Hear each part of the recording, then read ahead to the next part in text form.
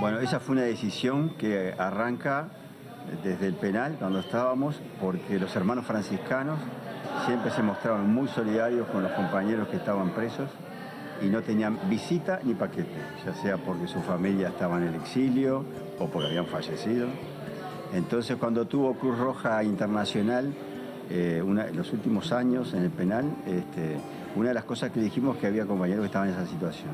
Y bueno, y aparecieron los hermanos franciscanos a, a rellenar ese hueco, ¿no? Con una solidaridad increíble. Entonces, cuando estábamos en jefatura, después ya los últimos que salimos cuando la amnistía, el 14 de marzo, y queríamos hacer una conferencia de prensa, sabíamos que la prensa nos estaba esperando para anunciar qué íbamos a hacer, elegimos Conventuales como lugar para hacer la conferencia. Y bueno, muchos compañeros fueron directo a su casa porque estaban enfermos o porque no querían. Raúl Sendic, por ejemplo, le hubiera gustado estar, pero como tenía dificultades en la voz por el tiro que había recibido en la boca, dejó una carta para que se leyera en la conferencia de prensa. Y bueno, y ahí vinimos todos amontonados en un ropero, como le llamamos a aquellos vehículos de la Republicana. Salimos de jefatura y la gente se aglomeraba encima, se trepaba, el camión es enorme, quería tocarnos, abrazarnos. Y nosotros le gritábamos, vayan a Conventuales, vayan a Conventuales.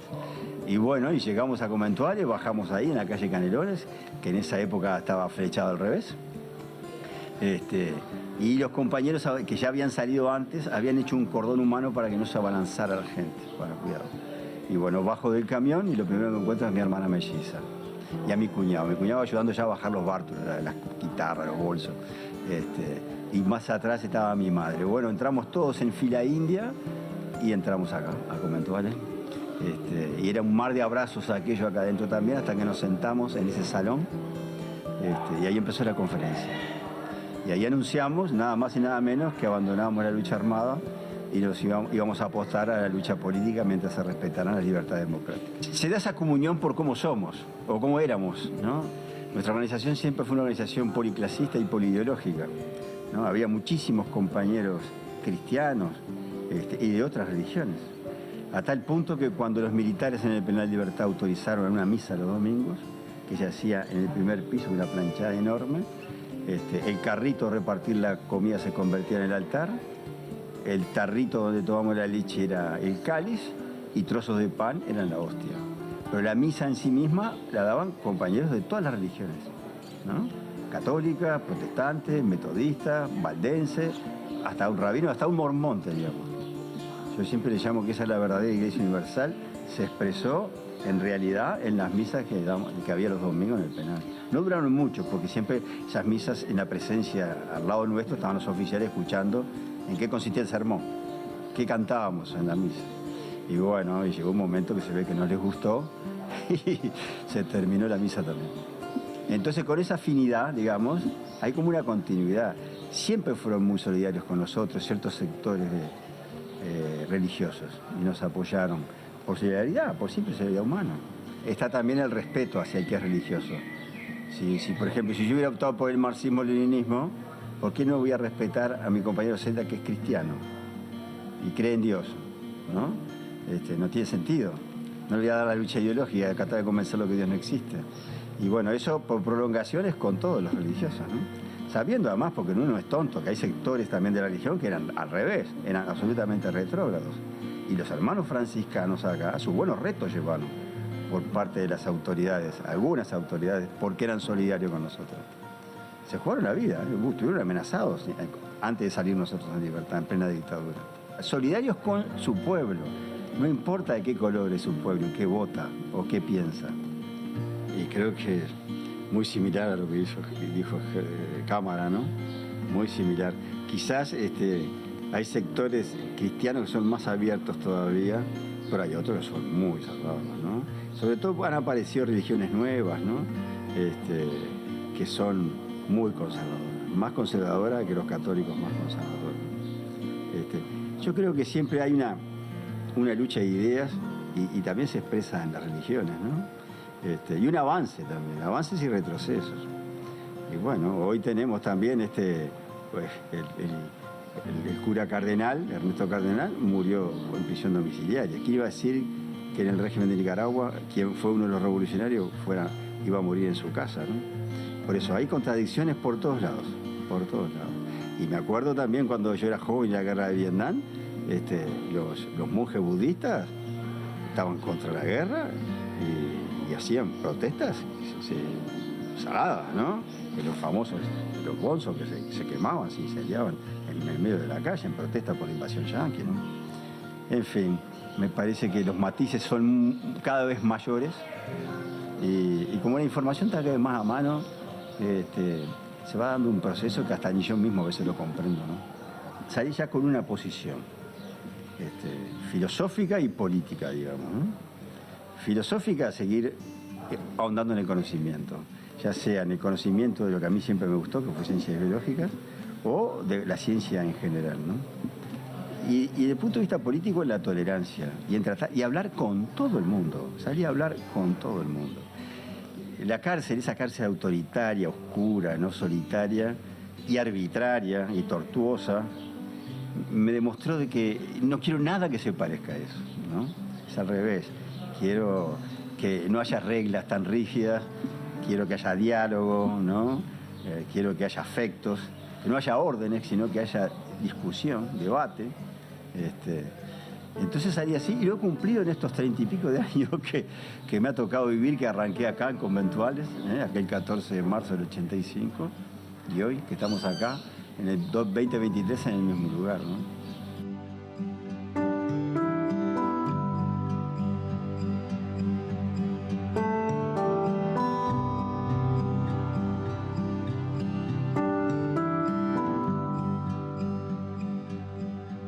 Que significó recuperar una memoria un tanto olvidada, en este caso, como en otros, referida a la actuación de los franciscanos conventuales en aquellas épocas tan tristes, tan dolorosas, del autoritarismo que cayó sobre el país.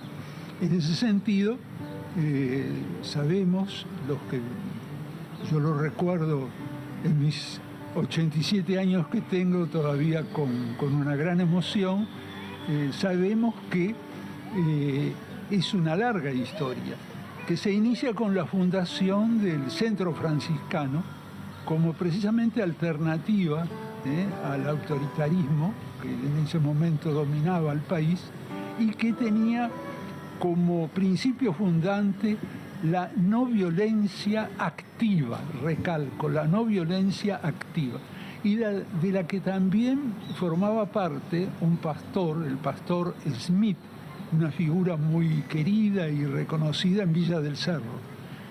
Y este ideal, este movimiento fue asumido a su vez, es un movimiento mundial, ¿no, verdad?, pero que fue asumido por los franciscanos, ya que de alguna manera se identificaba también con el espíritu de su fundador, de Francisco de Asís.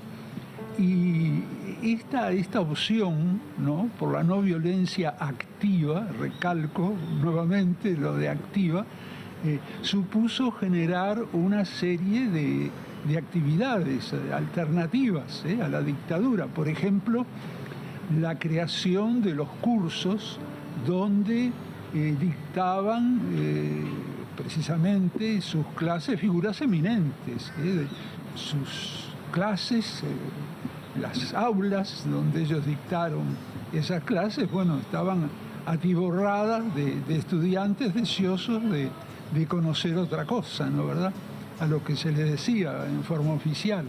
Eso dio motivo también que allí en los conventuales se generara ACEP, que después fue conocida por ACEP-FEU, y que incluso también se surgiera la marcha, que en su momento fue famosa, de los estudiantes, multitudinaria, que en plena dictadura fue autorizada por el jefe de policía de la época, al cual Felipe Michelini, el recordado Felipe Michelini, y Jorge Rodríguez, más conocido por el chileno, que eran jóvenes estudiantes, hoy convencieron al jefe de policía, cosa inaudita, para que la marcha pudiera hacerse. A su vez también, desde los conventuales surgieron las marchas, las primeras marchas a favor de los desaparecidos, por el histórico reclamo, que hoy todavía tiene vigencia. Y como culminación, diríamos, de esta historia, bueno, también el albergar justamente el propio edificio del convento a los liberados que habían estado tantos años padeciendo realmente en condiciones muy dolorosas su falta de libertad. En el capítulo, porque los franciscanos conventuales tienen un elemento muy interesante, que es que llamémosle así, el superior, la autoridad, no es el superior, no es el religioso, sino el capítulo. O sea, el capítulo es la asamblea de los frailes. O sea, la gente común dirá los curas, ¿no? Bueno, los integrantes de la orden franciscana, diríamos así, deciden a través de su capítulo. Y allí estaban pensando cuál podía ser la resolución sobre este tema, y un hermanito, porque no era sacerdote, el hermano Jeremías, muy conocido en todo el barrio, sobre todo por su bicicleta y su ayuda a los más necesitados, dijo, bueno, pero ¿qué haría San Francisco en este momento? Y bueno, esa pregunta bastó para que los decidiera a justamente abrirle la puerta a todos los que en ese momento iban a ser liberados y durante tantos años estuvieron detenidos. En determinado momento a uno de ellos, el hermano Ángel, se le retuvo en una de las visitas que llevaba a cabo a la cárcel, y fue algo muy lindo porque cuando se enteraron todos los familiares que en ese momento estaban visitando a los detenidos, dijeron, bueno, si el hermano sigue detenido, nosotros también nos quedamos aquí como detenidos, porque no hay nada de lo que se le pueda acusar. Motivo, porque él está cumpliendo con una misión que es tradicional de los franciscanos, de ayuda a los encarcelados, y por lo tanto no tiene por qué ser acusado de nada.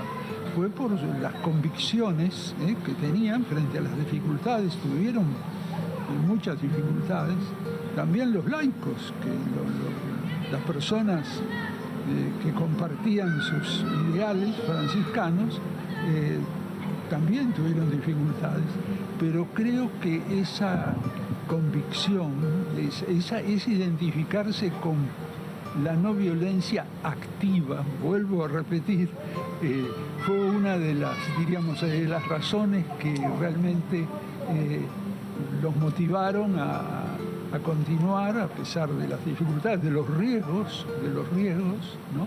Y que en definitiva forman parte de lo que debe de ser esa opción de los cristianos y de los, en este caso particular, los franciscanos.